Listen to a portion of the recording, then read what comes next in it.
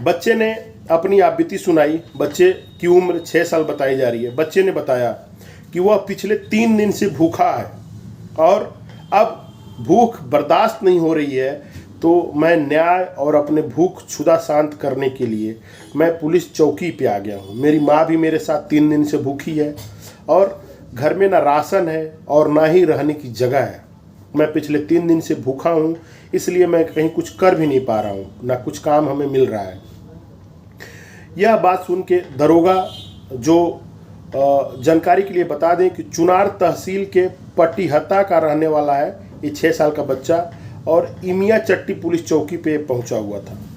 इमिया चट्टी police चौकी के जो चौकी प्रभारी दिलीप गुप्ता जी बहुत ही रहमदिल इंसान थे। उन्होंने उस बच्चे को समझा और उससे उसकी सारी बातों को पूछा। बच्चे ने बताया कि मेरे पिता का देहांत पिछले 3 साल पहले हो गया था। उसके बाद मेरी माँ अर्धविक्षिप्त अवस्था में रहती है। घर में कोई कमाई का साधन नहीं है, रहने के लिए घर नहीं है और खाने के लिए राशन भी नहीं है। आप कल्पना करें, एक 6 साल का बच्चा जिसके सर पे ना पिता की साया हो और ना माँ ही स्वस्थ हो, मानसिक रूप से विक्षिप्त अगर परिवार में कोई एक आदमी होता है तो पूरा परिवार उसको संभालने के लिए परेशान रहता है। एक 6 साल का बच्चा जो आज के समय में अपना ही काम सही से ना कर पाते हैं, जो अपने हम घरों में हम लोग देखते हैं, उस 6 साल के बच्चे के ऊपर इतनी बड़ी जिम्मेदारी कि रोजी रोटी भी कमाना है, माँ का देखभाल भी करना है, पेट भी पालना है और अपने को रहने के लिए छत भी ढूंढना है शाम को। ये बात जब पुलिस चौकी प्रभारी दिलीप गुप्ता को पता चला तो चौकी प्रभारी दिलीप गुप्ता जी उस बच्चे के साथ उसके गांव पहुंचे। उस गांव पहुंचने के बाद मंजर देखा कि उसकी माँ एक पागल औरत है और भूख के कारण वो पत्थर चला के रोड पे लोगों को मार रही थी। बच्चे ने बताया जब उसकी माँ भूखी होती है तो उसको दांत से काटती है, उसको मारती है और अब आज उसको पत्थर से मार रही थी तो वो भग के अपने बचाने के लिए पुलिस चौकी पे आ गया। खैर, समाचार जब जो हमको मिला है उसमें ये पता चला कि चौकी प्रभारी जी के सहयोग से अभी उस बच्चे के घर में खाने पीने का राशन और रहने के लिए साफ़ सुथरी जगह की व्यवस्था करा दी गई है। उसकी माँ और बच्चे दोनों, उस गांव में एक काली माता की मंदिर है जिसमें एक खाली कमरा था, उस कमरा में ही रहते हैं। आपको बताते चलूँ, ये मिर्ज़ापुर बनारस से बहुत ही जुड़ा हुआ जगह है।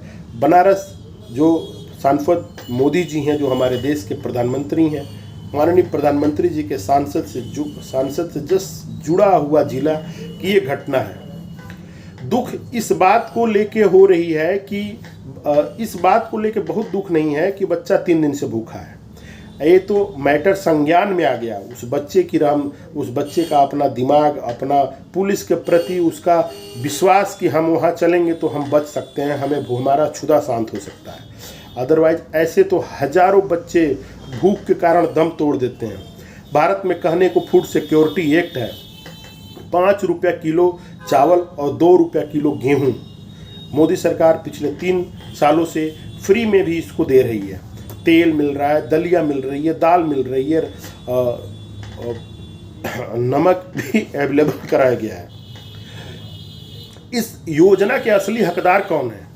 इस योजना के असली हकदार यही लोग हैं जो नहीं पा रहे हैं। कहीं ना कहीं शासन प्रशासन को इस पे सोचना चाहिए कि इतने सारे फूड सिक्योरिटी एक्ट को मजबूत करने के बाद, अरबों खरबों रुपए खर्च करने के बाद, अगर कोई 3 दिन से भूखा बच्चा हो, रोड पे दौड़ रहा हो, राशन कार्ड के अभाव में उसको राशन न मिल रहा हो, प्रधानमंत्री योजना घर योजना के अंतर्गत उसको घर न मिला हो, तो फिर इन योजनाओं की क्या औपचारिकता है? सोचने की बात है। कहीं ना कहीं पेपर में सारी योजनाएं हैं और रियल में जो इसके रियल हकदार हैं यही लोग हैं, उनको ये चीज़ नहीं मिल रही है। अभी आपको मैं बताते चलूं कि मिर्ज़ापुर में अभी जो करंट डीएम है, इसके पहले जो डीएम थे दिव्या मित्तल में, बेसिकली उनकी पढ़ाई लिखाई लंदन से हुई थी और अपने जिला के किसानों के लिए लड़ते हुए नजर आती थी।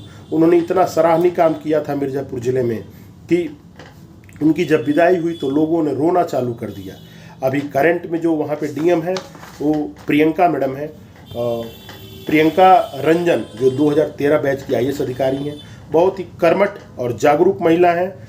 2013 में इनके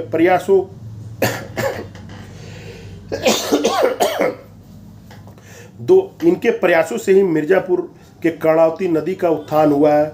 मैडम से मेरा आग्रह है, जिस तरह उन्होंने कर्णावती नदी, सूखी नदी को पुनर्जीवित कर दिया है, जिससे हजारों हजार किसानों को फायदा मिल रहा है, उसी तरह इस तरह से सूखे हुए लोग जो सारे अभावों से वंचित हैं, जो गवर्नमेंट के किसी भी योजना से नहीं भागीदारी है, जो उसके रियल हकदार हैं, उनको खोज के और जिलावार अपने इन लोगों को चिन्हित करके इनको योजनाओं को दिलवाया जाए।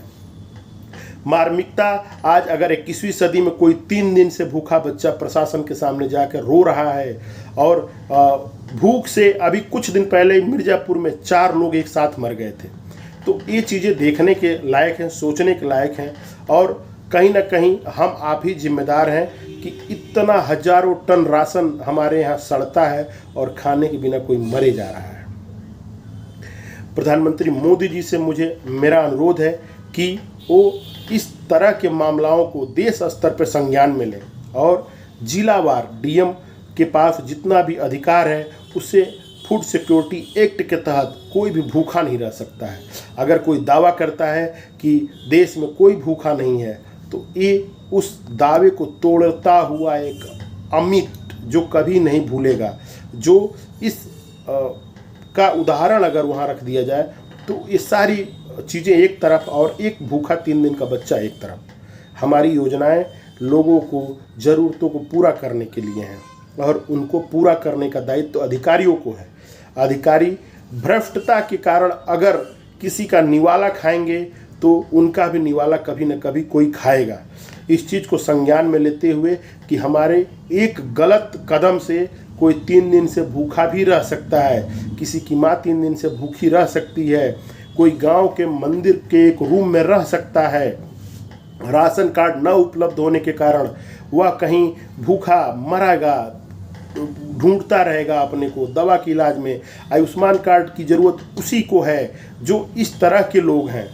ग्राम प्रधान से भी मेरी अपेक्षा थी कि ग्राम प्रधान अगर जागरूक होते उस गांव के, तो बच्चे की ये दशा नहीं होती।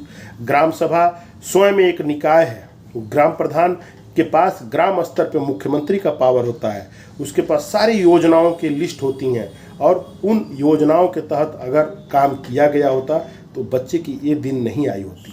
खैर, अभी समाचार हमको जहाँ तक मिली है, बच्चा अपने घर पे सकुशल है, उसको भोजन पानी का व्यवस्था कर दिया गया है, बच्चे को पढ़ाई की भी बात की जा रही है। और सबसे अधिक धन्यवाद मैं देना चाहूँगा चौकी प्रभारी दिलीप गुप्ता जी को, जिन्होंने सहृदयता दिखाते हुए और संविधान के तहत न्याय की उम्मीद लिए हुए बच्चे को उसको न्याय दिलाया और उसको तत्काल उसके संकट से राहत दिलाई। इसके लिए मैं उनको कोटि कोटि धन्यवाद देना चाहता हूँ। ऐसे ही दिलीप गुप्ता हर चौकी पे होना चाहिए, ऐसे ही दिलीप गुप्ता हर ग्राम प्रधान होना चाहिए। मेरा एक बार और आप सभी के सामने हाथ जोड़ के प्रणाम। मैं सुधीर शर्मा भट्ट आपके सामने एक बार प्रणाम करता हूँ।